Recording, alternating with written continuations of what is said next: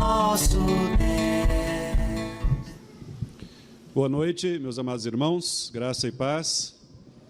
Cumprimentamos também aqueles que nos assistem pelo canal do YouTube. E nós vamos então, irmãos, continuar a exposição que fazemos nos chamados 10 mandamentos. E nós estamos expondo o 7º mandamento. Portanto, eu convido a todos para abrirmos a palavra do nosso Deus no 2º livro da Bíblia, o Êxodo, no capítulo 20. Nós vamos ler o versículo 14.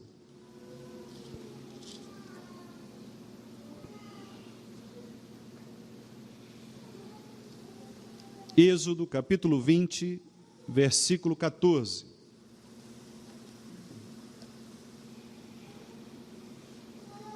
Leiamos juntos. Não adulterarás. Mais uma vez, não adulterarás. Vamos orar, meus irmãos. Querido Deus, nós estamos diante do Senhor nesta noite e até o momento já fizemos as nossas orações a Ti, pedindo perdão pelos nossos pecados, agradecendo ao Senhor pelos benefícios que temos recebido de Ti. Cantamos louvores ao Senhor, expressando com o profundo dos nossos corações a graciosidade, a benignidade do Senhor, que são fundamentos de nossas vidas. E agora, ó Deus, nós estamos diante da Tua palavra aberta para ser exposta às nossas mentes e aos nossos corações, razão pela qual nós Te pedimos, ó Deus, a iluminação do Teu Santo Espírito, para que Tu possas nos iluminar, para que Tu possas, ó Deus, nos atrair para junto de Ti, a fim de que sejamos, Senhor, instruídos pela Tua palavra, não apenas do ponto de vista cognitivo, do nosso entendimento, mas, sobretudo, dos nossos afetos, para que, ó Deus, a Tua palavra possa penetrar profundamente em nossos corações, sede de todos os nossos desejos, para que lá possa atuar de tal maneira a modificar os erros que porventura estejamos cometendo contra Ti, especialmente em relação a este mandamento. Pedimos-Te que Tu possas nos abençoar, portanto, confiamos nisto, na graça restauradora de Jesus Cristo, Teu Filho, em nome de quem nós oramos, agradecidos. Amém. Meus amados irmãos, na mensagem anterior, nós fizemos uma introdução a respeito de vários aspectos que podem incluir o 7º mandamento, não adulterarás. Nós estamos diante de um dos textos mais difíceis das Escrituras, em razão de que, como eu disse na mensagem anterior, os pecados sexuais são aqueles pecados que mais afetam a nossa sociedade. E a razão que nós apresentamos para fazer esta afirmação é que, sem dúvida alguma, uma vez tendo Deus criado o homem à sua imagem e semelhança, e tendo Deus estabelecido a ordem de que este homem deveria se unir à sua mulher somente, e ter com a sua mulher uma comunhão tal, a ponto de tornarem-se uma só carne, o pecado agora do homem é a tentativa de subverter, de transgredir, de anular esta estrutura criada por Deus, que é a estrutura da família monogâmica, heterossexual, e que, portanto, ofende os egos, ofende o orgulho e a natureza pecaminosa do ser humano. Portanto, ao pregarmos, ao ensinarmos acerca deste mandamento, nós estamos, de fato, colocando a mão naquela cumbuca, de onde podem sair vários marimbondos, de onde nós podemos ser ofendidos, porque nós estamos tratando de assuntos bastante tensos aqui ao expormos esta ordem do nosso Senhor. Contudo, meus amados irmãos, os crentes nunca devem temer os homens, porque, como disse o nosso Senhor Jesus Cristo, nós devemos temê-lo porque Ele pode, sim, nos condenar ao inferno. Ele pode nos lançar, tanto alma quanto corpo. Os homens, no máximo que podem fazer, é tirar a nossa vida. Às vezes, tirar a nossa paz momentânea, mas eles não poderão nos lançar no inferno. Portanto, não devemos temer afirmar a verdade do nosso Senhor.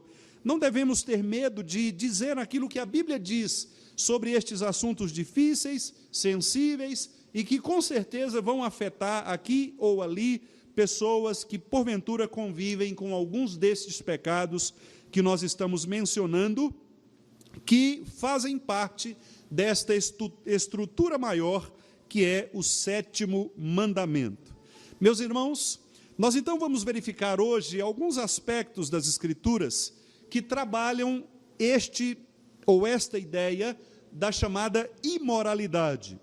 Nós temos, como eu já disse aos irmãos, várias palavras nas Escrituras que apontam para pecados específicos que cabem no cunho ou na bandeja dos chamados pecados sexuais. Eu quero mencionar aqui apenas 3 situações nas quais as Escrituras apontam pecados desta natureza. Há um tipo de pecado, de maneira mais genérica, que a Bíblia traduz a palavra grega porneia, que aliás, de onde vai vir a nossa palavra da língua portuguesa, a palavra pornografia, a raiz porneia, de onde vem a palavra pornografia. Esta palavra, no Novo Testamento, ela costuma abarcar tudo aquilo que envolve pensamentos, imoralidade sexual, às vezes até mesmo alguns sentimentos que têm a ver com a cobiça do ser humano, como, por exemplo, roubo, sensualidade, inveja, calúnia. Por isso mesmo, nosso Senhor Jesus Cristo, lá no Sermão do Monte, no capítulo 7 de Mateus, ele disse que é de dentro do coração que procedem estes maus pensamentos, esta imoralidade. E aqui esta palavra é a palavra porneia. Portanto, a ideia principal do Novo Testamento é de abrigar aquelas ideias, aqueles pensamentos que nós cultivamos no nosso coração e na nossa mente, que têm a ver com ideias sexuais ilícitas, e que, portanto, nós poderíamos incluir aqui todo tipo de cobiça, todo tipo de manipulação, quer seja no pensamento ou nos afetos, que apontam para esta cobiça ou essa lascívia do coração. Então, esta é uma palavra cara, é uma palavra que nós precisamos entendê-la, porque ela de fato identifica alguns dos pecados comuns na Escritura Sagrada que apontam para o coração lascivo, para um coração que cobiça pecados sexuais. Nisto nós podemos incluir adultério, podemos incluir fornicação, podemos incluir a prostituição, podemos incluir a homossexualidade e outros tipos de pecados. Aliás, eu gostaria apenas de fazer aqui uma pequena nota de rodapé para dizer aos irmãos que, como nós estamos trabalhando o Catecismo Maior, às quintas-feiras, certamente, com a graça de Deus, nós chegaremos à pergunta do Catecismo que trata deste pecado e dos pecados que são proibidos neste mandamento. Quando chegarmos neste momento, eu serei mais específico com os irmãos em relação a algumas ideias que as Escrituras trazem sobre pecados específicos de natureza sexual. Por estar num culto público e por ser um tema bastante sensível, inclusive tendo aqui a presença de crianças, eu não posso mencionar algumas das situações que as Escrituras mencionam. Mas há vários tipos de pecados que estão incluídos nesta ideia de imoralidade sexual. Por exemplo, nós precisamos fazer a diferença que há entre concubinato e mancebia. São 2 pecados que se parecem, mas que têm modelos diferentes nas Escrituras. O concubinato era aquela relação que havia, como hoje, se nós pudéssemos, numa similaridade, como sinônimo, nós entendemos como aquelas pessoas que nós chamamos amaziadas. São pessoas não casadas que vivem juntas. Então, é a ideia do concubinato. Mas havia antes também o modelo de pessoas que ainda não eram emancipadas, mas que tinham relacionamentos ou moravam juntas sob a supervisão dos seus pais. Esse era um movimento comum, especialmente na Grécia Antiga. Esse tipo de movimento sexual era chamado de mancebia, eram os mancebos, eram jovens que ainda estavam sob a tutela dos seus pais, mas que recebiam dos seus pais a permissão para coabitarem. Então, eles moravam juntos, não eram casados, mas tinham a permissão dos seus pais para fazer isto.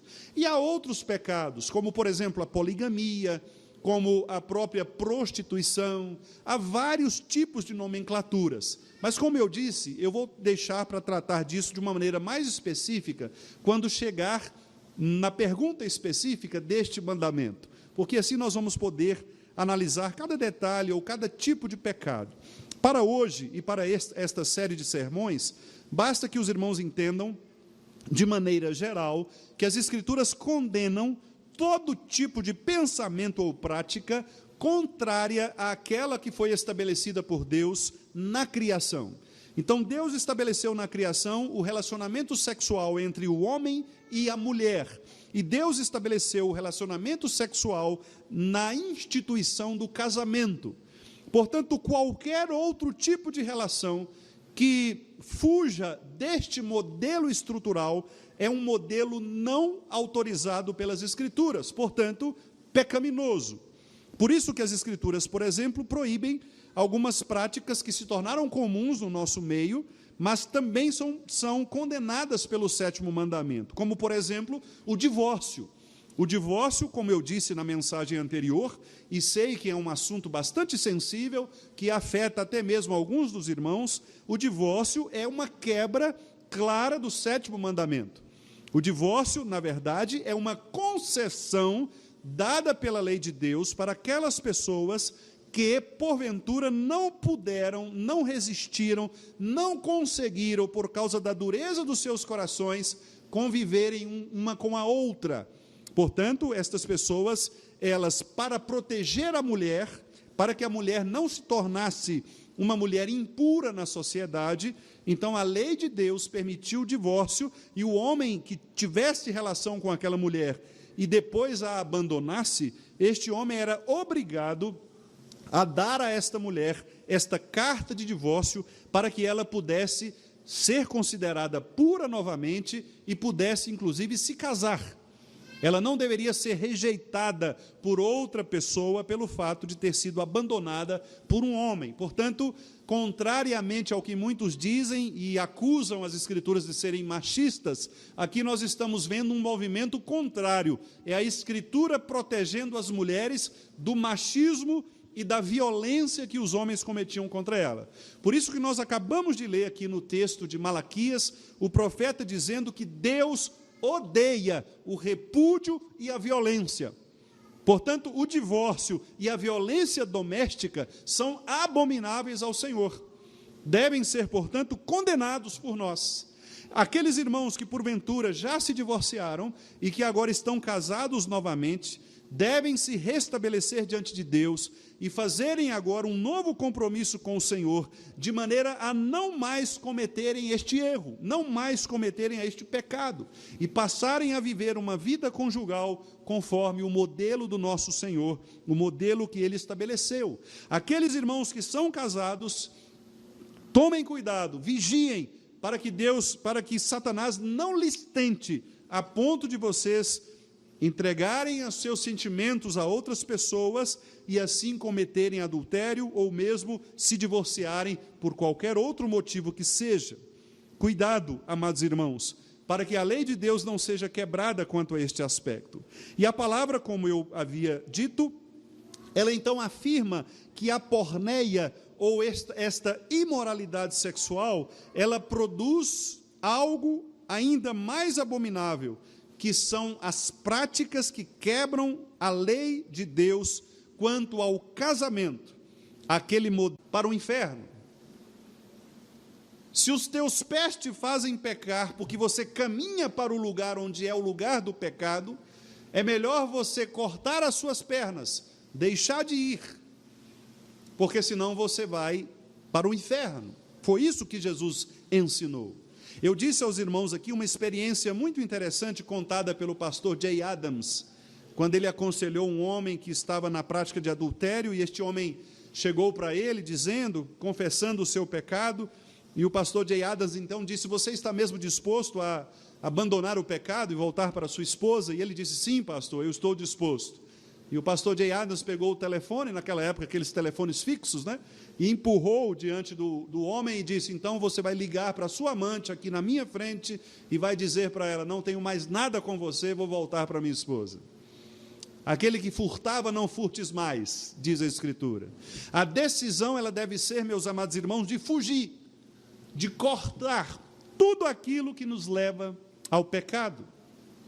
Se é uma conversa com alguém que está trazendo pensamentos maliciosos à sua mente, você deve eliminar. Contei certa vez também de um jovem que era representante comercial e que precisava viajar, viajava por vários lugares, se hospedava em hotéis diferentes, e ele tinha o vício pela pornografia. Todos os hotéis nos quais ele entrava na internet, acessava a internet, e vários sites eram acessados. Numa sessão de aconselhamento, o pastor disse a ele: olha, você precisa se livrar disso, e para isso você precisa deixar os seus equipamentos eletrônicos, você não pode ter acesso a eles. Mas pastor, como eu vou fazer? Eu dependo deles para ter contato. O pastor o desafiou dizendo: olha, toda vez que você chegar no hotel, você deixa os seus equipamentos com o gerente, diga para ele: olha, eu preciso deixar isso aqui com você, eu não posso levar por quarto. E esse rapaz, ele atendeu a voz, muito embora disse que em alguns momentos não conseguiu, caiu em alguns momentos, mas ele conseguia fazer isso com certa frequência, até que Deus, pela sua graça, o livrou do vício da pornografia. Portanto, meus amados irmãos, o que o texto quer dizer, o que Jesus quis dizer, é que o nosso coração, ele produz essas intenções sexuais ou sensuais, que são aquilo, é tudo aquilo que afeta os nossos sentidos e que nos faz pecar contra ele. Por isso nós devemos estar atentos para quanto ao fato de termos à nossa frente ou termos à disposição tudo aquilo que pode nos levar a quebrar os mandamentos do Senhor. Não adulterarás. Na mensagem anterior nós dissemos que o primeiro aspecto deste mandamento é exaltar o casamento monogâmico, heterossexual. Nós lemos aqui também no texto do profeta, durante este culto, que Deus disse com toda clareza que os casamentos deveriam ser com pessoas de uma mesma fé, porque pessoas de uma mesma fé, elas vão de fato comungar da ideia de serem fiéis. E o profeta Malaquias disse: não seja infiel com a mulher da tua mocidade. E nós sabemos, meus amados irmãos, que a infidelidade conjugal é um dos maiores problemas que nós temos vivenciado, não somente entre os gentios, mas dentro da igreja do Senhor. Infelizmente, não são raros os casos de situações que envolvem infidelidade dentro das igrejas cristãs. Infelizmente, pastores caem por causa da infidelidade sexual. Infelizmente, pessoas importantes, que antes eram pregadores do Evangelho, caíram. Por isso, meus amados irmãos, nós devemos, de fato, verificar o nosso coração, examinar a nossa consciência e seguir aquela ordem que nos foi dada pelo profeta Malaquias, boca do Senhor. Devemos honrar o compromisso que fizemos com o nosso cônjuge. Não sejamos infiéis. O sábio Salomão, instruindo ao seu filho, disse: goza da tua mocidade com a mulher da tua mocidade. Este é o seu prêmio, esta é a sua porção nesta vida. Irmãos casados, evitem todas as situações que possam comprometê-los. Fujam do risco de pecar contra suas esposas, contra Deus, contra a igreja. Lembre-se de que o pacto que você estabeleceu, a aliança que você estabeleceu com a sua esposa, é uma aliança eterna. Muito embora no céu nós não encontraremos casamentos, mas certamente nos céus nós encontraremos fidelidade. Portanto, meus amados irmãos, casados, os homens, fujamos todos e pastoreemos uns aos outros. Se porventura você perceber que há um irmão que está indo por um caminho equivocado em relação a isto, abrace-o, chame-o, amarre-o no mastro, como amarraram Ulisses, para que ele não ouvisse o canto da sereia. Você, minha querida irmã, casada, evite situações que possam colocar em risco o seu casamento. Se porventura acontecer uma situação de carência, se você precisar de algum conselho, se o seu casamento não está bom, se você tem sofrido violência psicológica, financeira, física, procure conversar com uma pessoa que seja verdadeiramente honesta, fiel. Fuja de situações de risco, porque infelizmente muitos homens às vezes se aproveitam da fragilidade feminina, da carência feminina, para dar a atenção que aquele marido deveria dar e não dá, para com isso atraí-la e assim cometerem ambos adultério. Tenham cuidado, queridas irmãs, não deem lugar ao diabo, fujam de toda aparência do mal. Aos irmãos solteiros, eu quero dizer a vocês, Deus tem preparado para vocês uma bênção toda especial. Salomão, escrevendo ao seu filho, disse que a esposa é um presente de Deus.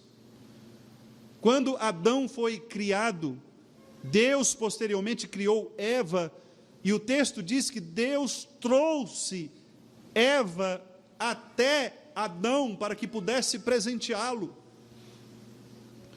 Portanto, meu querido irmão solteiro, você que é homem, cuidado, não dê lugar ao diabo.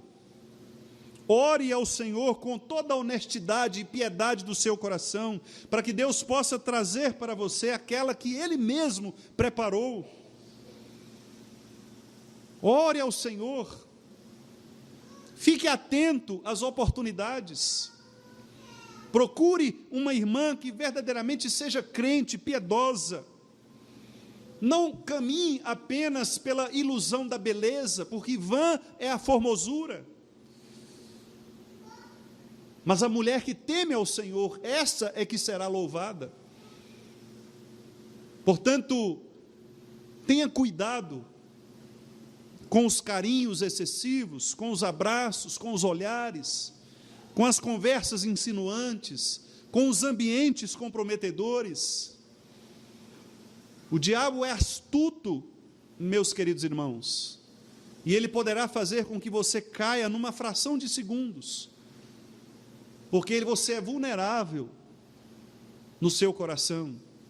As irmãs solteiras, as moças, tenham bastante cuidado também, porque vocês agora estão diante de um compromisso muitíssimo importante.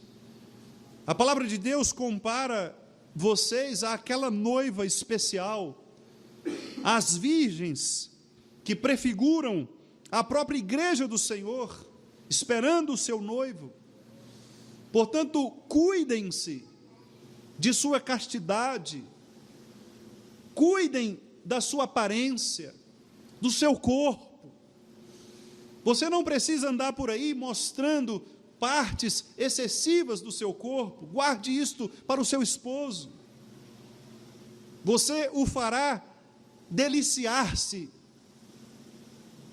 Mas o Senhor disse, cada um possua a sua própria esposa, cada um possua o seu próprio marido, porque assim convém a santidade. Portanto, minha querida irmã solteira, cuide-se, não dê lugar ao diabo, não caia em qualquer conversa mole, saiba escolher aquele que será o seu para sempre. Lembre-se de que você, ao entregar o seu coração e o seu corpo a alguém, você está fazendo isto ou disto um pacto eterno. E, meus queridos irmãos, como é triste nós vermos meninas tão novas, tão jovens, sendo seduzidas por pessoas mais velhas, por homens mais velhos, e muitas vezes, depois de usadas, são abandonadas por aí, quase sempre com filhos para criar, porque lhes faltou maturidade, lhes faltou conhecimento, lhes faltou, sobretudo, piedade diante de Deus. Portanto, minhas amadas irmãs solteiras, amando a Deus sobre todas as coisas, amem também os seus próprios corpos, cuidem de vocês, de maneira a não entregar os seus corpos àqueles que querem aproveitar-se somente. Digo também, meus amados irmãos, àqueles que são já numa condição de viúvos ou viúvas, a palavra de Deus diz também que vocês são especiais. A palavra de Deus diz que se vocês puderem se conter quanto às questões sexuais, vocês devem se dedicar à casa do Senhor, à obra do Senhor. Portanto, eu sei que há entre nós irmãs viúvas, irmãos viúvos, portanto, quem sabe seja o momento exatamente de você repensar a sua influência, o seu papel dentro da igreja. Porque Paulo diz que as irmãs mais velhas deveriam instruir as mais jovens a serem boas donas de casa, a cuidarem bem dos seus maridos. A palavra diz que vocês têm um papel fundamental, que é o papel de instrução, uma instrução sábia, uma instrução poderosa, de um bom exemplo para aquelas que são mais jovens. Portanto, repense isso e quem sabe cumpra esta função, atraindo até você aquela que é mais jovem, que você pode pastorear, você pode acompanhar, você pode instruir na palavra do Senhor. Que maravilha este privilégio grandioso para as nossas viúvas e os viúvos também. Agora eu tenho uma palavra muito especial àqueles que são solteiros, mas que ainda são muito jovens, adolescentes.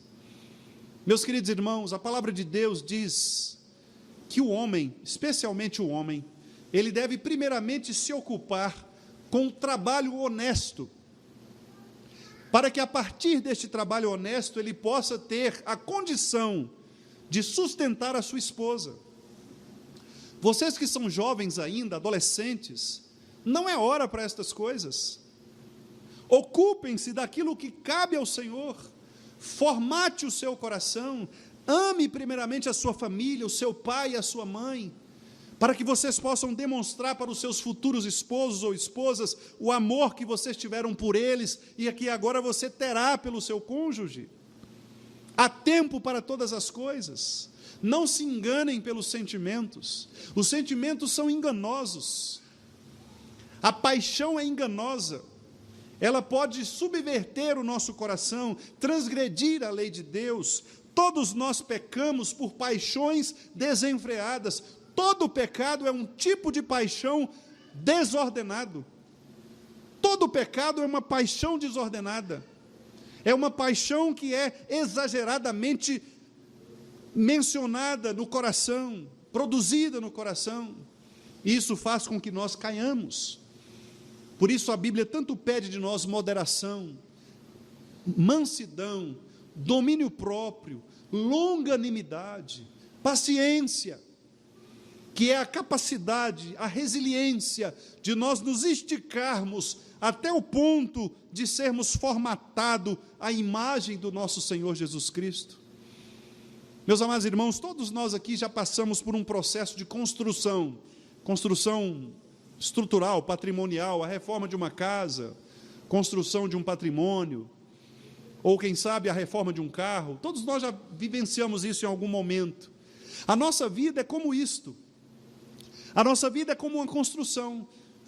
Ou seja, a sua casa, o seu carro, nunca são perfeitos. Eles sempre vão precisar de algum tipo de manutenção. O seu carro precisa trocar o óleo de vez em quando, por alguns quilômetros, trocar os pneus, fazer revisão. A sua casa precisa muitas vezes passar por um processo de reforma, uma nova pintura, uma nova colocação ali de algum objeto. O móvel precisa ser trocado. Assim também é a nossa vida espiritual. Nós não somos perfeitos. Todos nós temos um lugar onde precisamos consertar, onde precisamos fazer a manutenção. Por isso, todos nós, meus irmãos, estamos aqui enquadrados neste mandamento. Não pense você que o fato de você ser fiel à sua esposa, ao seu esposo, ou o fato de você ser um solteiro fiel a Deus, que você está livre deste mandamento, ou que você está cumprindo este mandamento, porque nós não estamos. E eu digo por quê? Porque o nosso Senhor Jesus Cristo, além de dizer que o adultério poderia ser um pecado sexual, as Escrituras também tratam o adultério como um tipo de pecado espiritual. Por isso, por muitas vezes, Israel foi acusado de ser um adúltero, uma nação adúltera. O próprio Senhor Jesus Cristo disse isso numa das suas pregações. Uma geração adúltera. E por que esta geração era adúltera? Porque nós também, meus amados irmãos, somos chamados por este mandamento a não trocarmos o verdadeiro Deus por outros deuses. E aqui eu trago novamente à memória dos irmãos os prefácios ou os preâmbulos das 2 tábuas da lei. Na primeira tábua é: não terás outros deuses diante de mim. O primeiro mandamento evoca sobre nós a exclusividade de Deus. E o 5º mandamento, que é o primeiro da 2ª tábua, diz também que nós deveríamos honrar todos aqueles que nos são superiores. De modo, portanto, que, como eu já afirmei aos irmãos noutros sermões, o que está em jogo aqui é a compreensão de que nós estamos sempre diante de Deus, que exige de nós uma exclusividade na adoração, que exige de nós a devida honra que só a Ele é atribuída. Portanto, quando o mandamento diz que nós não devemos adulterar, o mandamento quer também nos ensinar, meus amados irmãos, que nós não devemos colocar em nossos corações nenhum outro desejo maior do que o desejo pelo nosso Deus. O adultério nada mais é do que eu desejar o corpo de uma mulher mais do que a minha obediência a Deus. O sexo antes do casamento nada mais é do que eu desejar o corpo do outro mais do que eu desejar a Deus. Por isto, tudo tem a ver com a razão fundamental do meu coração, com aquilo que eu desejo acima de todas as coisas. Qual é o nosso maior desejo? O salmista disse: o meu maior desejo, o meu maior prazer é o Senhor. O Senhor é o meu maior prazer. O profeta Jeremias disse: a minha porção é o Senhor. E o Senhor Jesus Cristo ensinou que nós devemos amar a Deus sobre todas as coisas e o próximo como a nós mesmos. Portanto, o que governa o nosso coração? Deus e somente Deus, ou outras coisas? Portanto, repito, todos nós devemos nos examinar nesta noite, porque todos nós, em alguma medida, podemos estar quebrando este mandamento, sem sequer imaginar que o quebramos. E eu quero encerrar trazendo aqui um conselho do pastor Arthur W. Pink, apresentando alguns princípios, algumas sugestões, para que nós evitemos quebrar o 7º mandamento. Ele apresenta 5 sugestões, e eu gostaria de, com estas sugestões, encerrar este 2º sermão desta pequena série deste 7º mandamento. Em primeiro lugar, cultive um senso habitual da presença de Deus, percebendo que os olhos do Senhor estão em todo lugar, contemplando os maus e os bons. Provérbios 15, 13. Deus está vendo tudo aquilo que nós fazemos. A sua esposa talvez não está vendo o seu celular, o seu pai talvez não está vendo o seu computador, o seu notebook. mas Deus está em todo lugar. Os olhos do Senhor repousam em todo lugar. Aquele que verdadeiramente teme ao Senhor, ele não praticará pecado às ocultas, às sombras, porque ele sabe que o Senhor está ali. Segunda sugestão, segundo conselho, manter uma estrita vigilância sobre os sentidos, pois com muita frequência os sentidos são as avenidas, que ao invés de permitir a entrada de correntes agradáveis para refrescar, em geral deixam entrar barro e lama para poluir a alma. Faça um pacto com seus olhos. Feche os seus ouvidos contra qualquer conversa obscena. Não leia nada que contamine. Vigie os seus pensamentos e trabalhe prontamente para expelir os que forem pensamentos perversos. Que conselho precioso, meus irmãos. Quantos de nós aqui têm fugido de piadas imorais? Quantos de nós aqui têm fechado os nossos ouvidos para conversas obscenas de colegas de trabalho? Quantos de nós aqui temos deixado de ler ou ver coisas que nos atraem para estas situações de imoralidade sexual? Terceiro conselho: pratique a sobriedade e a temperança. 1 Coríntios 9, 27. Aqueles que indulgem em glutonaria, bebedice, geralmente descobrem que seus excessos levam à cobiça. Este terceiro conselho é fabuloso. O que o Pink está querendo dizer é que se você é imoderado noutras áreas da sua vida, você está correndo um sério risco de também ser imoderado na área sexual. Se alguém não consegue fechar a boca, controlar o seu apetite, por isso se torna glutão, muito provavelmente ele também não conseguirá controlar a lascívia do seu coração. Um vício demonstra o quanto nós somos inclinados a não dar ouvidos ao domínio próprio. Portanto, o equilíbrio, o domínio próprio, a moderação, temperança, são virtudes exigidas dos crentes. Quarto e penúltimo conselho: exercite-se numa ocupação honesta e legal. Está provado que a ociosidade é tão fatal, e muitos, como a intemperança, a outros. Evite a companhia do perverso. Pink está dizendo, olha, procure algo para você fazer, trabalhe. Os irmãos devem conhecer aquele ditado popular que diz que mente vazia é a oficina do diabo, né? Não é isso? Mente vazia é a oficina de Satanás, né? Do capeta, do sujo. Então fuja disso e procure alguma coisa para fazer. Exercite-se, leia algo produtivo, encontre-se com pessoas piedosas, faça alguma coisa. Se você ficar parado, você pode ser alvo de Satanás.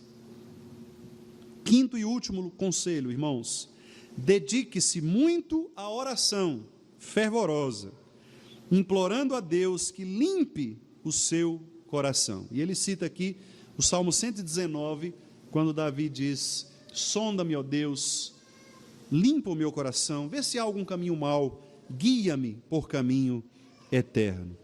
Para lutar, meus irmãos, contra estes pecados sexuais, é preciso uma forma de tratamento bastante rígida. Nós não pregamos aqui ascetismo, que é você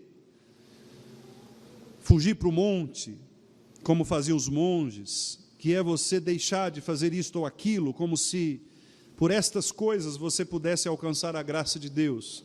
Mas o que nós estamos querendo dizer é que na luta contra o pecado, nós precisamos empreender todo tipo de recurso que Deus nos dá, para que nós não caiamos naquela fórmula dos hebreus, que receberam aquela repreensão do escritor, quando disse: na vossa luta contra o pecado, vocês ainda não têm resistido até ao sangue.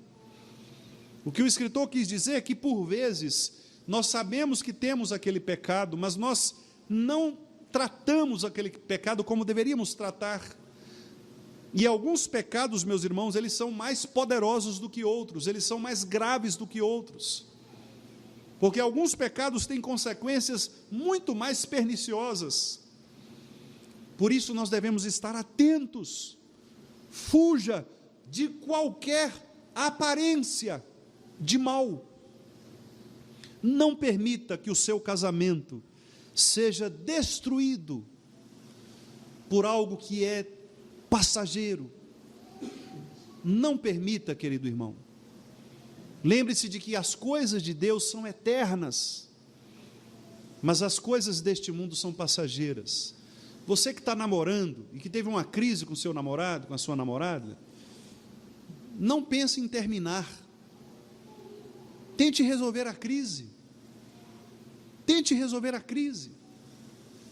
Porque assim você vai adquirir maturidade. Porque no casamento as crises virão. E se você se acostumar a jogar a toalha todas as vezes que a crise vier, você fará isso também no casamento. Entre no relacionamento com o coração, com a mente. Entre no relacionamento pedindo a Deus que de fato conduza você para um lugar de esperança, de paz. Peça a Deus que te dê um casamento tão abençoado, de maneira que o lugar para onde você deseja voltar todos os dias seja a sua casa, para os braços da sua esposa e do seu esposo. Isso é possível, meu querido irmão. Se você não está vivendo isso, peça a Deus que revele a você a razão pela qual este prazer do amor conjugal não tem acontecido. Peça ao Senhor que revele e trate desta situação, para que isto não fermente a ponto de causar rupturas, transbordamentos tão insustentáveis, incapazes de conter ali o casamento.